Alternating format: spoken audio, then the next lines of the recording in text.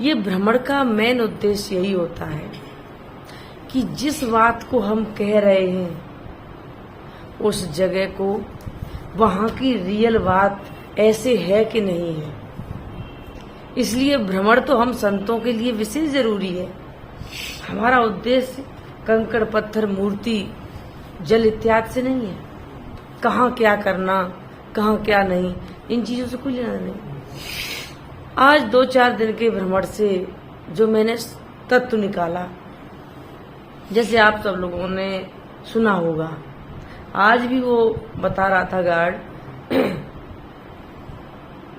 कि मीरा द्वारका में गई, मीराबाई, और मूर्ति के 2 हिस्से हो गए और उस मूर्ति में समा गई। उस गार्ड ने आज तक जितने लोगों को बताया होगा और सभी ने ये बात सत्य मान ली होगी,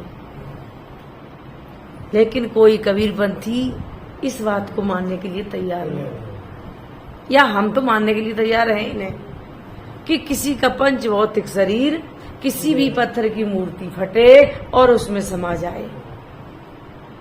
अब कि जाते हुए देखा कि आते हुए किसी ने देखा ही नहीं। उस समय कि द्वापर या त्रेता की किसी बात को आज के चश्मे से नहीं पढ़ा जा सकता। मंदिर में गई और उसमें कौन देखने वाला था, निकली या नहीं निकली कहाँ।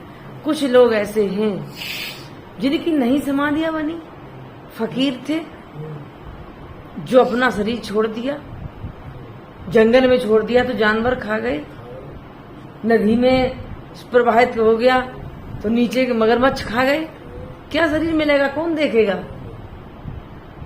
तो अलग अलग तरीके हैं।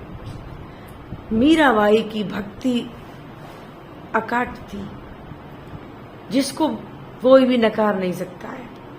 और वो अनुभव, वो चीज आप उस जगह जाके देखो कि शुरुआत में जो उसने बताया था वही इतिहास है कि बचपन में माँ ने मूर्ति पकड़ा दी कि ये तेरे पति हैं, चल बात खत्म हो। नहीं तो रो रही थी कि बारात कहाँ जा रही, किधर जा रही, हमारी भी बारात निकालो, हम भी विवाह करेंगे। तो उसने कहा चल इससे कर। तो वो उसने कृष्ण की मूर्ति को अपने हृदय में धारण कर लिया। और उसकी भक्ति के मामले में हम 2 आपको ऐसे उदाहरण बता रहे कि एक वैष्णवपंथी संत था और वो अपनी मूर्ति को, ठाकुर जी को बगैर भोग लगाए कुछ नहीं खाता था। एक घर में गया तो चीनी का बूरा रखा था और वहीं पास में एक पुड़िया में जहर रखा था। तो संत जैसे गए तो स्वागत की जल्दी जल्दी में, अरे संत भगवान आए, चलो दूध में दूध दे। तो उसने अपनी पत्नी से कहा, तो वो दूध लेके आई और जाने वाले थे संत, तो जल्दी जल्दी में वो बूरा न डाल के वो जहर डाल दिया और चम्मच से जल्दी घुमा दिया कि लो भगवान पी लो। तब तक वो घर का मालिक ने देखा कि 2 पुड़िया रखी थी, बूरा वाली तो रखी है और जहर वाली गायब है। तब तक वो वैष्णवपंथी संत अपनी मन ही मन ठाकुर जी को भोग लगा चुका था, उसकी जैसी आस्था जहाँ, और भोग लगा के पीने वाला था। तब तक घर के मालिक ने मना किया कि नहीं महाराज जी पीना नहीं, इसमें जहर मिल गया भूल से हमारी पत्नी से, ऐसे छोड़ देना। उसके नहीं, दूर रहो, मेरे प्रभु को भोग लग चुका है, अब तो हम पिएंगे। जब जहर का उन्होंने पी लिया तो अब तो जहर का मुझे नहीं पीना है, जो मरना जीना वो अब दूर रहना। और इतना कहती तब तक तो उसने वो गिलास पी लिया कि ये तो अमृत बन गया, अब इसमें जहर है ही नहीं। और इतने प्रसन्न मन से उस साधु ने वो गिलास पी लिया और उसे कुछ नहीं हुआ। इसका एक साइकोलॉजी असर होता है, बताएंगे आपको। मीरा को जहर भेजा कि सर्प भेजे, कोई सर्प फूल में नहीं बदल सकता है। कहानी किससे कितने भी सुन लो, सर्प 5 तत्व का और वो फूल नहीं बन सकता है। जहर ऐसे ही पी लिया और ये जहर का, अमृत का सारा सिस्टम मेरे अंदर है, मेरे हृदय में है, अंतःकरण में है, मेरे विचारों में है, मेरे मन में है। इसी बात को प्रैक्टिकल करने के लिए एक अमेरिका के कोर्ट में एक व्यक्ति को मृत्यु दंड की घोषणा कर दी जज ने कि आपको फांसी चढ़ाई जाएगी या जैसी भी वहां का मारने का तरीका हो। ठीक है, उस व्यक्ति को लाया गया। कुछ वैज्ञानिक जो खोज कर रहे थे, उन्होंने कहा व्यक्ति कैसे मरता, उसके अंदर क्या होता। उन्होंने कहा कि मौत की सजा तो इस व्यक्ति के लिए है ही, लेकिन हम इसे अपने तरीके से मारना चाहते। जज ने कह दिया कि ठीक है, मुझे मरा हुआ चाहिए। उन्होंने उस व्यक्ति को कुर्सी पे बैठा लिया और उसके दोनों हाथ बांध दिए और असली काला नाग एक टोकनी में रख के उसे दिखा दिया। और वो इतना गुस्से में था कि फुसकार मारता था कि पूरा कमरा गूंज जाता। उन वैज्ञानिकों ने उस व्यक्ति से कहा कि देख भाई, हम तुझे सर्प से कटाकर मारेंगे। अब इतना भयानक बहुत बड़ा कोबरा सर्प उसकी कुछ दूरी पे और ऐसे फुसकार मार रहा है कि हमें छोड़ दो इसमें से और हम इसे काट लें। अब वो अंदर इतना भयभीत, हाथ बंधे। फिर उन्हीं वैज्ञानिकों ने कहा कि इसकी पट्टी बांधी जाए। उसको आंखों में पट्टी बांधी कस के, और इधर सर्प बराबर फुसकार मार रहा है और वह सर्प से न कटा के उन वैज्ञानिकों ने दोनों उसके हाथों में सुई चुभाई, इस हाथ में और इस हाथ में सुई चुभा के, और सुई को उसने नहीं देखा मरने वाले ने, और बिल्कुल सांप तो वैसा ही था पकड़ा हुआ, सांप को नजदीक कर दिया। और जैसे उसकी पट्टी खोली, समझ गया इस सांप ने दोनों हाथों में अभी डंक मारा है। अब वो देखने लगे, उसके मन में, शरीर में पूरा धीरे धीरे जहर बढ़ने लगा और सिर्फ घड़ी से 5 मिनट में अंदर वो व्यक्ति मर गया। मरते ही हाथ खोले और वो तो वैज्ञानिक थे, उसकी बॉडी का एक एक पुर्जा चेक करने लगे, कहीं मांस लेके, कहीं ब्लड लेके, कहीं मशीनों से लगा के। जब उसको चेक किया तो 100% कोबरा सर्प के जहर का असर उसकी बॉडी से निकला। उनकी लैब में जो उनका टेस्ट किया, उसमें उसके ब्लड में कोबरा सर्प के काटे हुए का जो टेस्टिंग आती है, वो टेस्टिंग उस व्यक्ति के अंदर निकली जब टेस्ट किया था, और वो व्यक्ति मर गया, जबकि सर्प से नहीं कटाया गया, चुभाया गई थी सुई। ये क्या होता है कि जहर और अमृत मेरा मन बनाता है, मेरे अंदर है। ऐसे कितने लोग आपको हम बता दें, बिल्कुल जीते जागती ताता चाऊ दादा से बातें सुनी कि फलाने गांव में एक व्यक्ति को सर्प ने काट लिया और उसने समझा कि मुझे कांटे ने चुभ गया, और वो मरा नहीं। जब 6 महीने बाद देखा कि सर्प उसी जगह मर गया और उसकी हड्डी मिली, तब उसे याद आया कि मुझे लगता है उस दिन कांटा नहीं चुभा था, सर्प ने काटा, तो 6 महीने बाद वो मर गया। जैसे उसके दिमाग में आया कि अरे हम तो भूल ही गए थे, ये तो सर्प था। तो मरा किससे? मरते हैं अपने भय से। मेरे अंदर मेरी मुंह की ग्रंथियां वही जहर और अमृत बनाने लगती है। तो ये बात सत्य है कि मीराबाई के लिए हो सकता है जहर भेजा गया हो, लेकिन वो इतनी भक्ति में मगरूर थी, इतनी मस्त थी, इतनी लीन थी कि उसे जहर पता ही नहीं चला, कि वो मान गई कि जहर है ही नहीं। वो उसे भी ज्ञान था, किससे?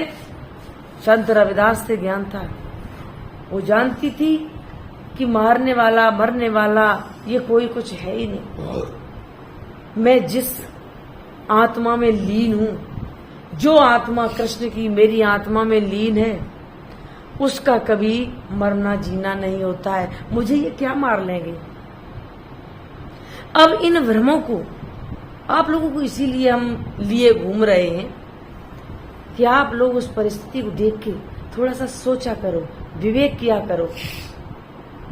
विवेक को ही बताया साहब ने कि जिस मनुष्य का विवेक नहीं जगा वो तो जी पशुवत है। खाना पीना, उठना बैठना, बच्चे पैदा करना, काम करना, ये तो पशु और इंसान सब बराबर करते हैं।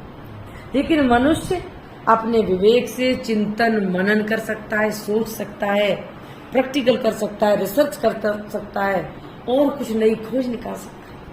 हर परिस्थिति में वो अपना दिमाग लगा के विवेक करता है कि हम किस लाइन में जाएं, क्या सोचें, क्या न करें। और जो विवेक की कसौटी पे, देखो संसार में दो ही चीजें हैं। जैसे कबीर सिद्धांत का सीधा अर्थ होता है कि कोई भी काम करते करते, बात करते करते, बोलते बोलते जो अंत में सिद्ध हो। सिद्ध का मतलब है जो बिल्कुल आपके हाथ में आ जाए, सिद्ध हो जाए, प्रत्यक्ष हो जाए, वही सिद्धांत है। और दुनिया में सिर्फ दो ही चीजें हैं, जड़ और चेतन। और जड़ और चेतन ही सिद्ध होता है। इससे अलग कौन सा ईश्वर कोई सिद्ध करके दिखा दे। जैसे हम सिद्ध कर सकते हैं कि मुर्दा पड़ा हुआ ये पंचभूत तत्वों से बना हुआ ये जड़ है और इसके अंदर, जिंदा व्यक्ति के अंदर आत्मा है और मुर्दा के अंदर आत्मा नहीं है। ये चीज हमने सिद्ध कर दी। कबीर साहब ने ये कहा है कि चेतन इससे भिन्न है, छित जल पावक पवन से रचित गठित ये देह। और चेतन इससे भिन्न है जो करता सबसे नेह। इसने करने वाला, जानकारी रखने वाला, वो ज्ञान स्वरूप मेरी आत्मा है। इन सब चीजों से जो सिद्ध यही होता है कि जड़ और चेतन दो भाव, जो दो तत्व हैं और दोनों ही तत्व नष्ट होने वाले नहीं है। जड़ में सिर्फ परिवर्तन होता है और चेतन अचल है, अखंड है, अविकारी है, निर्विकार है। अब इससे तीसरा तत्व कोई सिद्ध करके दुनिया में दिखा दे। वेद शास्त्रों की बातें कहते भले ही रहे, लेकिन तीसरा तत्व कोई सिद्ध करके दिखा दे। पत्थर एक मिट्टी है, एक वायु है, जल है, ये तो सिद्ध हो ही रहे।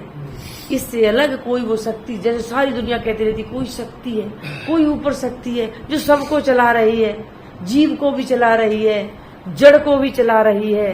तो हम कह देते कि फिर उसको कौन चला रहा है, कि वो अपने स्वयं सर्वशक्तिमान है। तो सर्वशक्तिमान जीव को क्यों नहीं मान लेते कि जीव के शरीर में आते ही व्यक्ति सब कुछ करने लगता, सोचने लगता, देखने लगता, सूंघने लगता है। तो ये दो चीजें सिद्ध होती हैं। तो भ्रमण का मतलब होता है कि आप अपने भ्रम को निकाल दो, सत्य प्रत्यक्ष केवल ये दो चीजें ही सिद्ध होके आती हैं। बकाया कोई ढोंग, आडंबर, अदृश्य शक्तियों के पीछे न कभी पड़ो और न कुछ।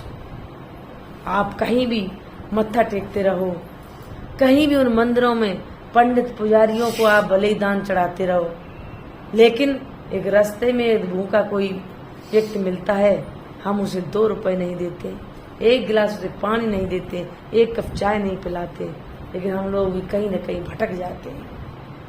जिंदा जीव की पूजा करो, पूजा मतलब उसका सत्कार करो, सम्मान करो और उसके प्रति दया भाव रखो। जिंदा व्यक्ति से तो हम थप्पड़बाजी कर रहे हैं और मूर्ति के आगे मत्था टेक के पता नहीं कौन सी शक्ति को अपने अंदर समाते। पत्थर तुम्हें क्या शक्ति दे देगा।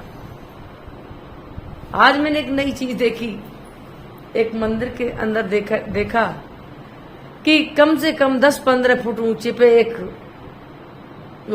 जगह बनी हुई थी, खिड़की सी, कुत्ता जाके वहां पर सो रहा था। अनुभव यही किया कि यदि शांति चाहते हो तो इस भीड़ से, आडंबरों से, संसार जो भीड़ चाल से थोड़ा सा अलग हटना पड़ेगा। वो कुत्ता कितना समझदार था, उसने कहा कि यहाँ मुझे कोई डिस्टर्ब नहीं करेगा, तो एकांत में जाके सोने लगा। वैसे ही हमें मौका निकालना चाहिए, एकांत में जाके कुछ अपना अंदर ध्यान अभ्यास के द्वारा उस आत्म चेतन में लीन होने का अभ्यास करना ही चाहिए। आज के इस 4-5 दिन के भ्रमण के दौरान आप सब लोगों की, साहिब जी की सानिध्य मिली, आप लोगों को कुछ बताने का अवसर मिला, उस जगह के बारे में वास्तविकता बताई और बड़ा ही अच्छा सफर रहा सभी लोगों के साथ। सभी लोग सुखी रहें, निरोग रहें, भक्ति बढ़े। मैं अपनी वाणी को इन्हीं सबके के साथ बनाम देते हैं।